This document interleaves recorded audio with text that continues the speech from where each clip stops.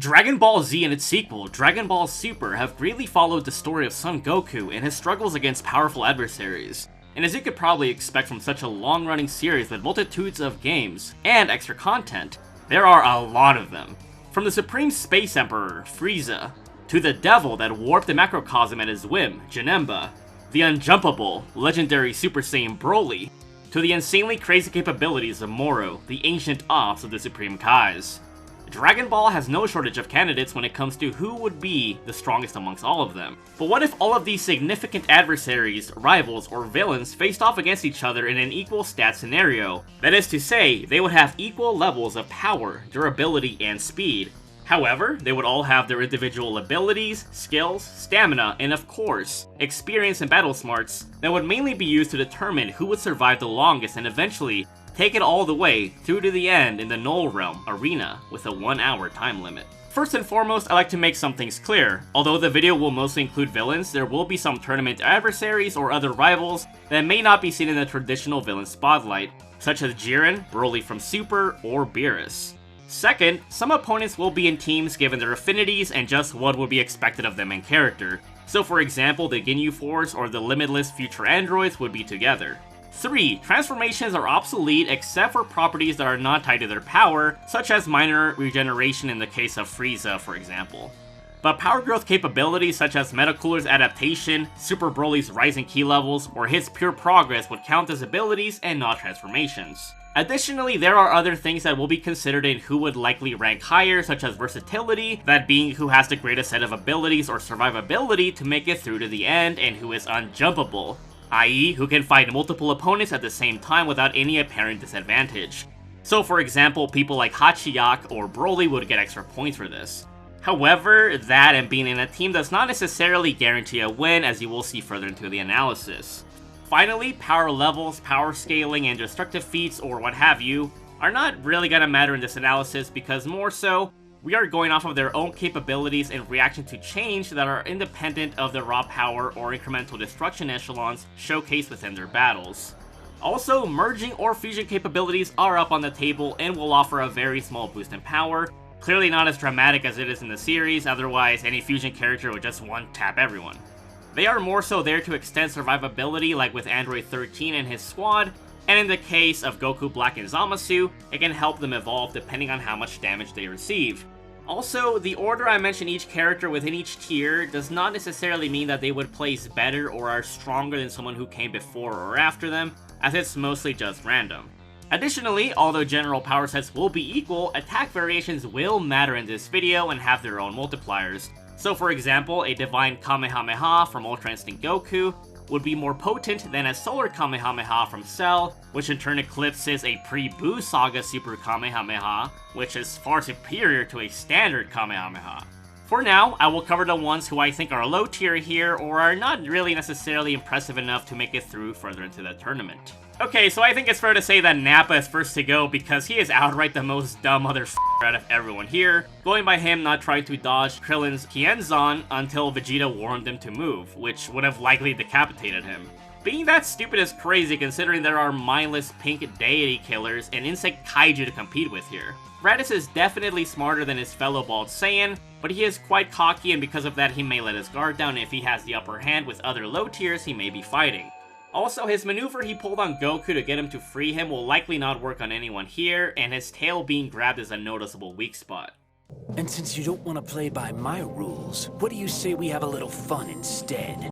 Turles, the original evil Goku, has a cool-ass moveset like the Kill Driver and the Meteor Burst, but he doesn't really have anything that gives him an edge apart from his ruthlessness. The Uzaru transformation is a possible route to help the Saiyans survive longer, given their large size, which would allow them to theoretically endure more damage, given that less surface area would be affected from most opponents because of their smaller size, while their smarts would decrease greatly, which would nullify what would have been an advantage. Dr. Wheelo, the mad scientist who tried to get a hold of Son Goku's body, encases his brain in a giant mech and can fire Deadly Energy Blast, and he is certainly one of the biggest contenders on the list, but size is all he's got. Cell Max is here in this tier because he's complete dog. The only features he has going for him is his size and a cool Shin Godzilla-esque death laser attack, but unlike the other giants on this list, He has really subpar ki control and mental fortitude, and to top it all off, he doesn't even have the regeneration his predecessor Cell had. So he's likely one of the first ones out of the tourney. It's actually pretty funny to think that one of the strongest Dragon Ball villains to date is actually very low tier when you incorporate their capabilities from the ground up. King Piccolo has decent regeneration and a good degree of skill given how badly he beat Kid Goku's ass the first time, but there's really nothing spectacular to keep him from going out quickly. Lord Slug would be a more imposing King Piccolo, but nothing radically different apart from his gigantification, which unlike the Saiyans, he'd get to keep his smarts in the battle. They do have more survivability than most of the low tiers, but they would lose power after recovering and become less effective in combat, only delaying the inevitable. Generally, the best of the low tiers would be Garlic Jr., and that is mainly because of his immortality, which would allow him to outlive other contenders, but him being knocked out is still very much possible. He does have some degree of being unjumpable, being that he did fight Piccolo and Goku at the same time, but his trump card that he relied on to take care of them ended up being his undoing. Of course, I'm referring to the black hole-esque hyperspace called the Dead Zone, which could suck in a lot of opponents, but himself as well. Garlic Jr., being a stupid mofo, would probably end up eliminating himself if he wasn't wiped out by one of the mid or high tiers by then. The best of the mid and high tiers are certainly harder to pin down because a lot of them have something that they shine in and have one or more interesting set of abilities and combat skills, but I'll go over the ones that are likely eliminated first among them. Hirudegarn, the ultimate bug monster within the last Dragon Ball Z movie, is unjumpable, but he also has a tail to cover blind spots and some instant transmission type of ability, making him really tricky to hit despite having a gigantic hitbox. But otherwise, he has nothing that sets him far above the rest. Also, any capable fighter could see his weakness being that he becomes vulnerable while he is attacking and promptly take him out. Bojack and his space pirate gang have a lot of experience causing chaos throughout the universe, and they are very good at jumping people. Bujin even has interesting paralyzing threads that would allow them to easily facilitate a kill. Most of the Bojack gang seem to care about each other, but Bojack on the other hand would likely topple their chances of making it further into the tournament, being that he would likely, he would definitely sacrifice one of his own to avoid a lethal attack, or to get an opening on an opponent. They also don't have any crazy abilities that puts them out of the ordinary.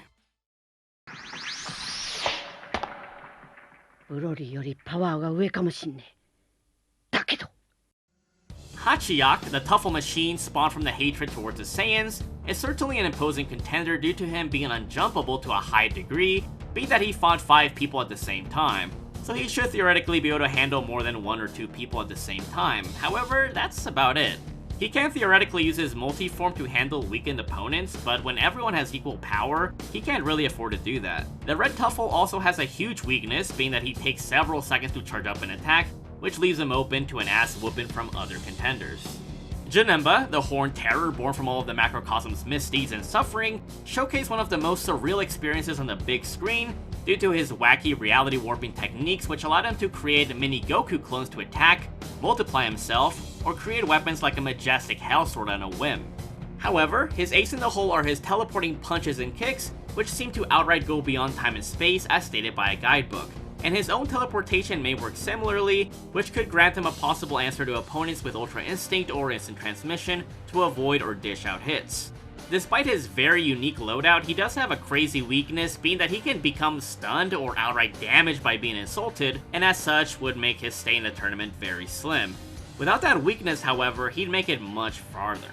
The trio of the Dangers, the triple furry Fury threat from Universe 9, were quite formidable due to their toolkit. Not only are they brothers, but they have been fighting together for years in the trenches of their cosmos, so they should have vastly superior teamwork than say the Bojack gang or the Ginyu Force, especially because we actually saw them manage to seemingly push Goku and Vegeta into bursting some degree of Super Saiyan Blue against them thanks to their triangle Danger Beam.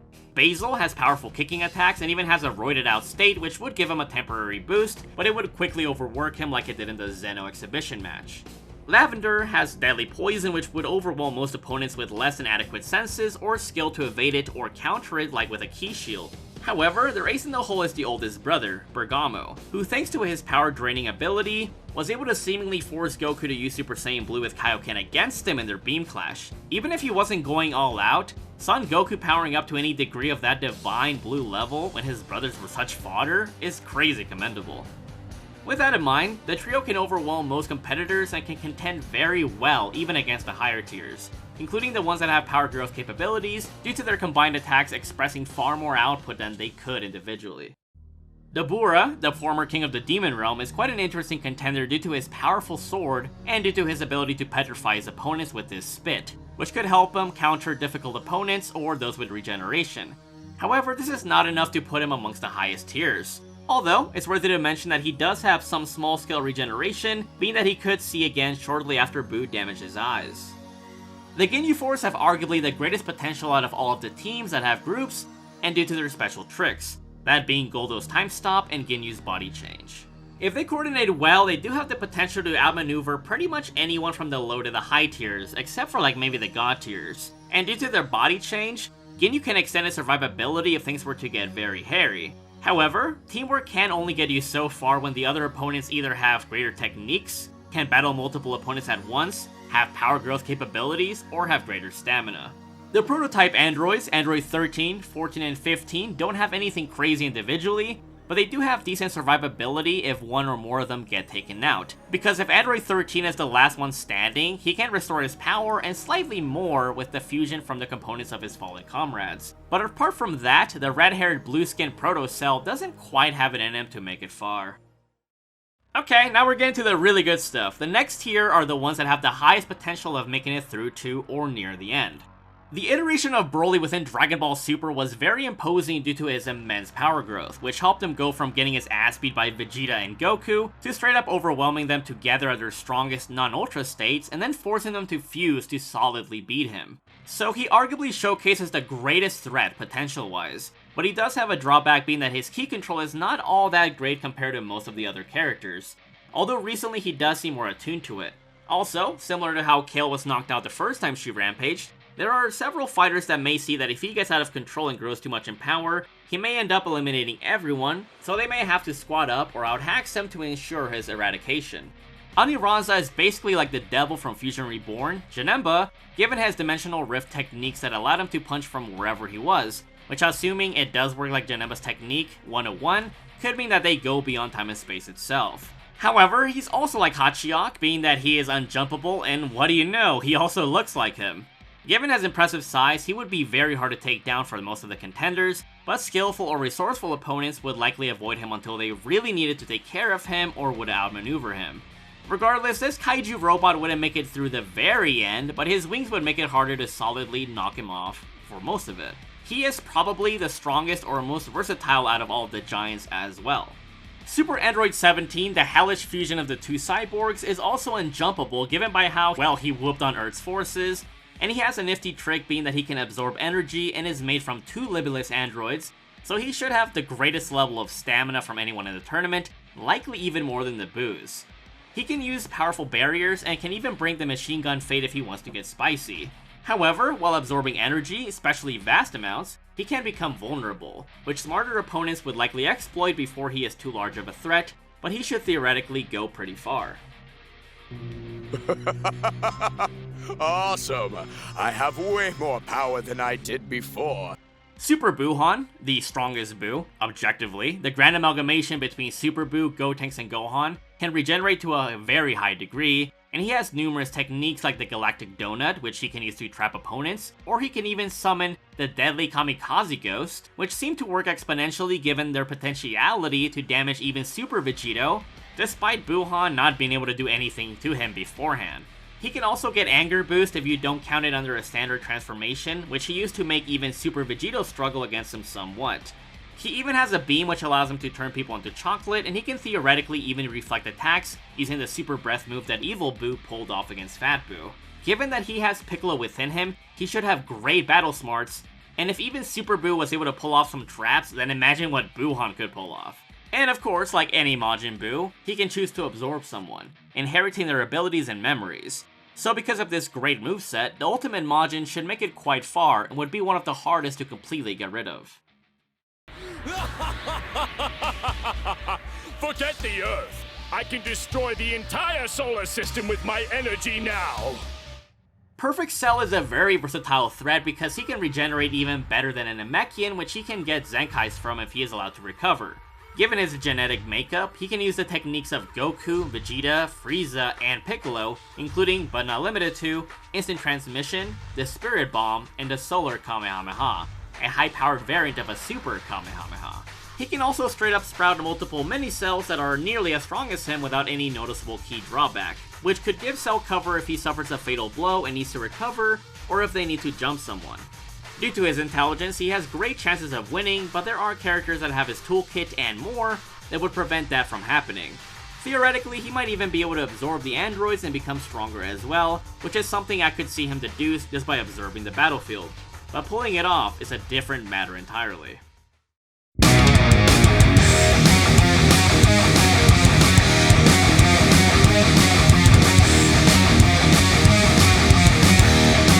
Broly, the strongest character of them all, is crazy formidable due to also being unjumpable because he could battle 5 dudes before anyone else did it in the series. He can also theoretically spam energy blasts for long periods of time, which if you have played Sparking Zero online, you know he definitely can. This is due to his energy or stamina pool growing constantly, which he has to use, otherwise his body cannot withstand it for long. Broly, unlike his super counterpart, is vastly more skilled as well. For example, picture when he finessed Piccolo into rushing him only to get served with a headbutt and a kick afterwards. He might even be able to throw amped variations of his energy attacks, given that he could fire multiple eraser cannons in movie 10, despite it taking more effort in movie 8, and could even fire 2 at once in the Bio Broly film. So, akin to how there are upgraded Kamehamehas, this would be an upgraded eraser cannon. The legendary Super Saiyan has the potential to get very far into the tournament depending on how the other opponents react to him, because either they ignore him and deal with their own battles, or they notice his advantages and make an effort to stop him before it's too late. Honestly, it would be possible that other contenders may have to form a temporarily unlikely alliance to put him out as well, kind of like how several universes jumped Universe 7 in the Tournament of Power. Another thing that cripples Broly, however, is that he is pretty sadistic and seems to get off on showing off and trolling his opponents. For example, like when he stood around and dodged Goku and Piccolo's assault with ease, or when he tanked a point-blank Kamehameha despite just being able to dodge it. So he may get caught lacking by his own doing and, basically would troll himself and get taken out by an ability or energy attack he underestimated. After the heroes kept overusing the Dragon Balls, this built up negative energy and released evil dragons born from the heroes' wishes, with the ultimate boss of them being Omega Shenron, the grand combination of all of the Shadow Dragons. Thanks to the other dragons within him, he can regenerate to a Buu-like degree, create heat armor, or use ice to trap opponents or radically change the environment. However, his apex method of attack is a negative Karma Ball, which acts like an evil pseudo-spirit bomb that can potentially feed off of evil energies in the environment. This would be, of course, assuming that he could build it up to begin with, but he does have a good degree of abilities to outlast some of the others within this tier. Metacooler, the mechanized variant of Cooler, has one of the most impressive skill sets due to having a very decent level of regeneration, which although not on the level of Buu's, it does come with a mini Zenkai boost in a way, given that any damage he receives is remedied and the flaw in the design that allowed the injury to happen becomes nullified. The Chrome Emperor also has insane awareness and tracking given that he could keep up with opponents through instant transmission and can even use it himself. He also seems to have limitless stamina like the androids to a similar or possibly even greater degree, given the Big Getty star's infinite power properties, which the guidebook state numerous times. Regardless, he would make it very far into the tournament, but there are characters, once again, that could counter instant transmission or overwhelm his adaptation. Kid Buu, the chaotic little pig mofo that threatened the cosmos, is one of the most insane versions of Majin Buu, not only due to his fondness for battle, but due to his regeneration that likely surpasses cells or babies. He can also use instant transmission, and he has even better skill copying capabilities than the other Buus, with guides outright saying that he can copy even high difficult techniques. So he could potentially pick up some time skip from Hit, or some degree of Ultra Instinct or Ultra Ego from Beerus, although they would likely be much harder to learn than instant transmission, or impossible to learn outright, since we don't know if Hit's capabilities are something he learned or if it's genetic. Plus, of course, he can also absorb other contenders, which would not only make him stronger, but extend his survivability and capabilities depending on who he absorbs. Again, like with a couple of other threats in this tournament, Kid Buu's success would also depend on if the smarter or more capable fighters notice the Pink Terror's potential to sweep and take him out or get him off the ring in some way, as there are characters that can either nullify his regeneration or steal him. Fool! You Saiyans wiped out my race! This is merely payback. The wishes of revenge against the Saiyans from the Tuffle race brought forth their grand experiment, Baby, who was nearly able to take over everyone in the Earth and even most of the heroes through his eggs or by entering his targeted host through their wounds. This parasite can even liquefy itself and can regenerate. Due to its possession capabilities, it's possible that through weakening opponents directly or by scouting out the battlefield, he can infect them and make them subservient to his will, fighting in the honor of him and the Tuffle race. However, things like Spirit Fission can counter this, and of course, if Baby's parasitic form is destroyed before he can find another body to leech onto. I am the supreme master of this universe. I am the great destroyer, the taker of life. Cooler, King Cold, and Frieza, the Space Emperors, have transformations that they can use to heal from minor damage and even have paralysis type moves that would allow them to get the upper hand on several of the low tiers. Frieza even has a Death Saucer which is unblockable and would be very hard to avoid, and given his training in Hell and in another hyperbolic time chamber-esque room, he has great ki control and stamina, on top of high degrees of skill, given him being able to contend with Goku even throughout his later years. The Frost Demons also have immense endurance and resistance to injuries, given that Frieza still survived while being cut in half, being blasted by Kamehameha, and being within Namek's explosion. When Cooler was defeated, he didn't survive to the same degree, but his brain was able to stay alive long enough to be picked up by the Big Getty Star. Frieza was also able to remain transformed in his golden state after being knocked out in his clash with Super Saiyan Blue Goku before the Tournament of Power, and he was even able to survive being pummeled by Broly for a long period of time, so it's fair to say that even if the Cosmic Royalty has a disadvantage, but they have enough grit to remain standing longer than most. They may even end up betraying each other if they're caught up in their own ego, but I think for the most part they would work together despite hating each other. But apart from that, they don't really have much going for them to get into the super high tiers. Meta Cooler, on the other hand, is another story. The Sludge Monster variation, or bastardization of Broly known as Bio Broly, is one of the most disliked versions of the iconic legendary Super Saiyan, and although he doesn't seem to have the increasing stamina or energy levels that Z Broly has, or the exponential gain Super Broly gets through adversity and combat, he can regenerate and liquefy himself. He seems to be able to spread himself throughout the battlefield and could possibly engulf weaker opponents in his culture fluid goop and absorb them, which was the fate several poor fools met in the movie. And if that wasn't enough, if he is able to assimilate with enough biomass, he can become far larger and become a Broly kaiju essentially, with his only weakness being seawater, which no one in the ring can use anyways except for possibly Omega Shenron through Oceanus Shenron being within him, but even then, how would he even figure out that's his weakness, right?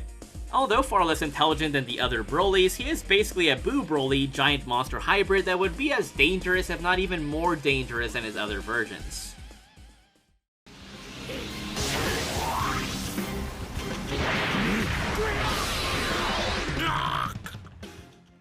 Hit, the well-renowned 1,000-year-old assassin from Universe 6, has one of the most spicy movesets amongst all of the adversaries here, given that he can use time manipulation to a far better degree than Goldo, and he can grow mid-battle due to pure progress, which allowed him to keep up with Super Saiyan Blue Goku in his later Kaioken states. His assassination techniques are also next level thanks to his invisible ki blast that strike vital points, and the ability to conceal his presence well, which even confused Goku's highly adept senses. He also has abilities that slow down his opponent's movements with time lag, and he can even suspend them in time with the time cage. Plus, he can straight up become intangible, and although he cannot attack during this state, it does offer him recovery options. Another important thing to note is that if you think about it, Hit was never really at full power when he fought Jiren or Goku because he could not kill. But in this scenario, he would definitely be able to show what he's really capable of. Due to his vast experience, hacks, and power growth, he is one of the tippy top threats in the tournament, likely only rivaled by Beerus or Moro, for example. You say such interesting things, Saiyan. Aren't you happy to have friends willing to help you become a god? Speaking of Beerus, the purple feline destroyer god is easily a god tier even amongst the high tiers, given that he has a degree of Ultra Instinct, which could help him counter instant transmission, and he is unjumpable given his battle with the Gods of Destruction. Of course, given that he taught Vegeta the form, he should be able to use Ultra Ego, and should be able to get some sort of power boost the more damage or challenge he receives in combat. Although if he takes too much damage too quickly, this could end up working against him, but he's likely smart enough to avoid this scenario in the first place. Additionally, he has the most experience and skill out of everyone here by a landslide. And he can use Hakai to counter characters with regeneration and immortality to an extent. Oh yeah, and if Beerus was to feel pressed at any point, which is certainly possible if he's getting jumped, as it would be a likely scenario, he could seal someone off to buy himself some time. Mira esto, aperitivo. Al transformar toda mi ira en fuerza, he podido conseguir un poder inconcebible. Goku Black, the Divine Rose Saiyan, and Zamasu, his like-minded counterpart, are likely the largest threat in this tournament due to not only being a duo, but because of their skill sets. One can grow immensely in power if he receives damage, has a sick-ass scythe, and can cut a rift in space to summon gassy clones that seemingly cannot be defeated and can increase in amount over time. Oh yeah, and the other one is immortal to a great extent, likely even better than the immortality of Garlic Jr. The Kaioshin Apprentice duo can also combine their attacks, which should give them more variability with how they can take care of their opponents if you think it offers some multiplier similar to other team attacks, like say Birder and Jace's Purple Comet attack, and the Triangle Danger Beam from the Universe 9 Mofos. Going by that alone, they are sweeping through most of their ops, but Zamasu may end up being the thorn in their foot, though if he prompts Goku Black to fuse at some point. However, I think that Goku Black would likely learn from his mistakes and not want to fuse with Zamasu again, which is a path that the Divine Saiyan, curiously enough, takes in Sparking Zero. If they were to fuse, they would gain a little bit of power, but would be more prone to taking damage since they would basically be imperfectly immortal. However, he'd still have a degree of power growth given his battle with Vegeta. But if their body is destroyed, it's possible that they can become Infinite Zamasu and just body everyone there, as they would have no means to take care of him unless we get into some other scenarios later into the video. The future androids 17 and 18 were nearly successful in wiping out the entire human race due to not only their power, but because of their limitless stamina and capability to use barriers and energy blast endlessly. Unlike with Super 17, however, this team has a duo to work with and they have good experience fighting together. Because of this, they should make it pretty far into the tournament, but even with their advantages, they may get caught lacking with either characters that are unjumpable, or that have some sort of spicy capabilities that would make their stamina advantage worthless. Moro, the Ancient Wizard, is an insane wildcard because he can do what a lot of these high-tier characters can do. Picture this, right? He can absorb energy attacks directly from whoever detects and fights him, or from the environment, and he's even bonded with Android 7-3, which means that he can use abilities of anyone he copies without any time limit, and can even turn invisible. After styling on Vegeta, he learned how to use Spirit Fission, which he could use to theoretically defuse or otherwise separate opponents like the Boos, Super 17, Baby, or Perfect Cell. And he could counter or use Z Broly's power against him by stripping him of his constantly growing energy or stamina. And he would also have the capabilities of Mirrors, meaning that he would have Ultra Instinct, making him very hard to hit. On top of all of those hacks, if his influence grows well enough, he can become the entire arena itself and use it as a weapon, or can straight up absorb the energy from the other contenders to weaken or kill some of them. All in all, he would be one of the hardest, if not the hardest opponent to take care of on paper. He's probably the only one that Beerus or other god tiers would hesitantly consider fighting against with someone else, but they may have to do it nonetheless. His only drawback, however, is that he is not as skilled as, say, Jiren or Beerus. Quiero.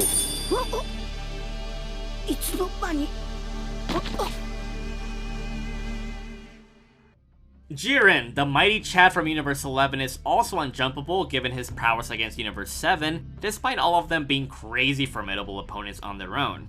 His ki control is very good too, so he wouldn't have to expend as much energy to take care of the ops depending on their difficulty. He has immense experience and skill, likely more than the vast majority of opponents here, given that he has fought End of Dragon Ball Super Goku, so he can avoid damage early and even into the middle stages of the tournament. But past that point, he'd likely get taken out or have to break his limits to stay in the tournament a bit longer. I guess it's up to you if you consider it a straight up transformation which would render it useless, or if it's just a straight up power growth capability, similar to Ultra Instinct given its appearance, and the heat properties, which in that case gives him another huge advantage.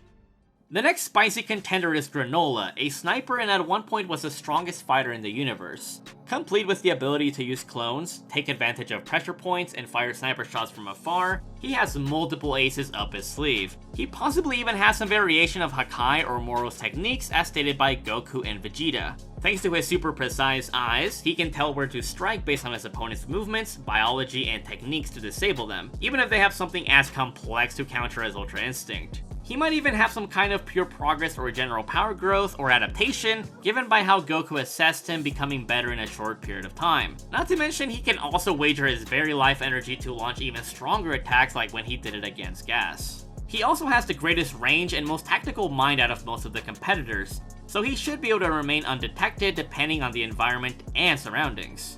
I think that in character, he would try to quickly assess who are the most notable threats and keep his distance at the start while using his clones to scout out and maybe pick off weakened opponents before he faces off against the more impressive fighters. Gas, although not the most popular villain, he was certainly imposing due to basically being better than everyone else in that arc, including Granola, Goku, and Vegeta, despite their power boost, training, and wishes for absolute strength. He can utilize gravitational magic and instant transmission to such a high degree to straight up being able to use it on other people without even having to touch them, which he could use to cheese some opponents to get them off the arena. Due to copying Granola's capabilities, he should be able to use some of Moro's magic like his fire moves and something similar to Hakai. On top of being able to craft weapons, showcasing adaptation to his opponent's moves and quick battle growth, he can also regenerate and can keep fighting for some time even while his body is falling apart in his zombie state. So generally he is another crazy hard wildcard to overcome, but he's clearly not as skilled as several of the other ones in this tier. Overall, I'd say that the most worthy top 7 teams in no particular order are Beerus, Moro, Goku Black and Zamasu, Kid Buu, Metacooler, Jiren, and Hit. Although Granola, Omega Shenron, Cell, and other high tiers have very interesting power sets and are quite formidable in their own right, the cream of the crop have more versatility or have more win cons. Once again, Beerus has Ultra Instinct and can fight numerous opponents at the same time. Plus, he can also seal and use Sakai to the most pure degrees. Although his stamina is not seen as being remarkable compared to a Majin or an android, that would probably be his only shortcoming. His opponents would likely have to gang up on him or overwhelm him with multiple different abilities to solidly defeat him, but I don't think that anyone could solidly outskill him. Moro can copy abilities, including power growth ones, can become the battlefield itself, and can also use Ultra Instinct, and with Spirit Fission he can counter fuse opponents like Merge Zamasu, or a hypothetical ultra super powerful Buu that absorbs some competitors. Granola is a close second for this spot, but Moro having vastly more experience gives him the edge over most. His only real drawback is that he cannot use the angelic capabilities of Ultra Instinct for long, but he can use pretty much everything else without it. Kid Buu has the best degree of regeneration here, but he can also potentially pick up how to use Time Skip, Goku Black's Scythe ability to spawn his own clones, or even Ultra Instinct, all with minimal or no drain to his stamina. And of course, if he plays his cards right, he can become even more cracked if he absorbs another high tier. Super Buuhan would likely be my second choice in this spot because although much smarter and more versatile in terms of techniques, Buuhan's ability copying capabilities aren't as extreme as Kid Buu's. Yes, all of the Buus have some level of power mimicry, but Kid Buu is the one with the greatest level of it, which would give him the slight edge here. He'd also be the hardest to destroy here, and he has the best survivability, with his only drawbacks or counters being his lower general intelligence and Spirit Fission, which may be his undoing. Goku Black has a formidable arsenal on top of growth hacks, but what really puts him and Zamasu in the top leagues is their capability to fuse and become something that is so transcendental that a mortal body no longer suffices to contain it. And that fuse or assimilation with time-space state, it's something only Moro could possibly contend with via Spirit Fission if he's powerful enough. And again, Kid Buu, if he copies the aforementioned abilities or absorbs the users who can use them, he may also be able to carry out the task. Otherwise, the duo behind the Zero Mortals plan have the greatest range due to Infinite Zamasu's near, if not absolute omnipresence within the battlefield, and as such would be nearly unkillable. Hit's top tier placement speaks for itself as very few people can counter his time skip, but he would have the most trouble with someone who can grow in power and keep up with them. And the thing is, the stronger he becomes, the better his time skip is as well. So he could eventually overcome even the higher escalating threats like Z Broly or a Hyper Buu fusion. Unfortunately, his only real weakness is Ultra Instinct, and Moro could even copy and use his skills as good if not even better than him. Granola may also be able to counter his time skip if he hits precise points, but this would eventually be nullified thanks to pure progress. Between these 7, I'd be confident that the final battle would eventually end up with Moro winning. Being that he has mirrors within him who is an angel, it means that he likely has nearly limitless levels of stamina. However, if he uses the Ultra Instinct capabilities too much or for too long, he will eventually become unstable and be forced to merge with the arena in attempts to contain the angelic power. In which case, if he unravels, it will likely turn into a bomb that could threaten everyone in the ring, leaving no victor in the worst case scenario. Otherwise, I can see Kid Buu absorb enough opponents to have too much versatility even for Moro and Beerus to overcome, and Hit can probably just outgrow them, and with his time hacks, just overcome even the others with power growth. I'd say the placements of these two depend more so on who they are fighting first and who they adapt to or manage to absorb. Goku Black and Zamasu, however, have the greatest capability to survive on paper, being that they are the only duo of the top 7 and they can merge. I'd say that alongside Beerus, they'd likely be my close third mainly due to the unpredictability of how the fusion could go, since it would depend on how much damage they receive, and if it's at a rate fast enough to destroy them before they can ascend or recover. Being that Zamasu's body started to dissipate into a gas after Vegeta was beating the hell out of him, it's possible that he could have died right then and there had he been blasted again, as opposed to him recovering and mutating further. But yeah, there you go. All in all, Moro would likely be the victor in the long run, being crowned the most ultimate Dragon Ball villain of them all, in this massive battle royale. Although honestly, the coolest out of all of these villains is certainly cooler. But yeah, what did you think of my verdict? Are there any other competitors who you think would have placed higher or even taken it all? Please let me know. I hope you enjoyed the video, and I'd like to give a huge thanks to Seth who helped with the video. Peace out.